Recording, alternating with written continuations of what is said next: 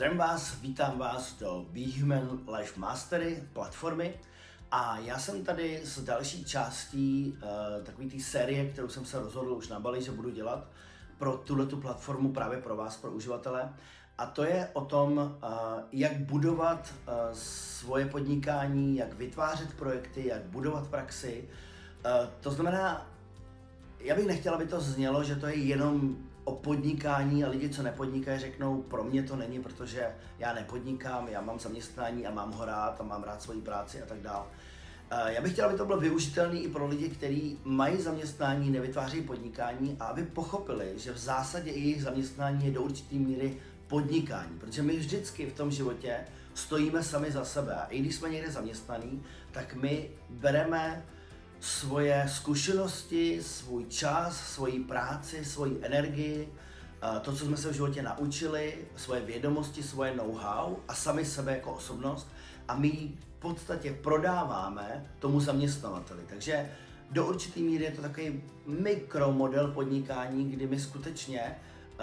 jsme podnikatelé i v té fázi toho zaměstnanec-zaměstnavatele. Takže chtěl bych, aby jste mohli využít tu myšlenku nebo tyhle myšlenky, které tady s váma sdílím a chci sdílet a budu sdílet, tak bych chtěl, abyste mohli využít i ve chvíli, kdy nejste podnikatelé, protože někdy mají lidi takový ty filtry, kdy si řeknou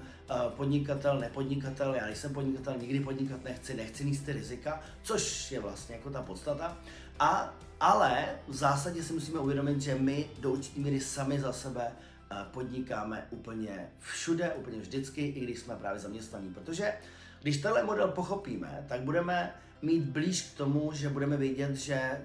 všechno, co děláme v oblasti práce, tak je o přidávání nějaký vysoké hodnoty dalším lidem. Když budeme, ať už ve své práci, nebo podnikání, nebo praxi, dávat lidem vysokou přidanou hodnotu, tak lidi nás přirozeně budou mít rádi, budou nás vyhledávat a budou se k nám rádi vracet, protože je to všechno jenom o výměně hodnot, jo? A pak nebudou mít problém vám platit. Takže jestliže hledáte svoje místo na trhu, jestliže hledáte svoje místo v té společnosti v rámci té práce a máte rádi věci, které děláte, nebo chtěli byste dělat věci, které máte rádi, tak potom je důležitý moment se právě zamyslet nad tím, že vždycky vyměňujete něco svýho někomu za nějaký množství peněz. A zaměstnání to může být o tom, že vy vlastně nechcete nést určitý riziko, nechcete se starat o obchod, o marketing, o řízení toho všeho,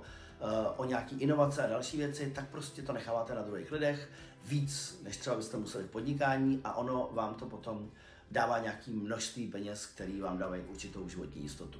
A o tom právě chci mluvit.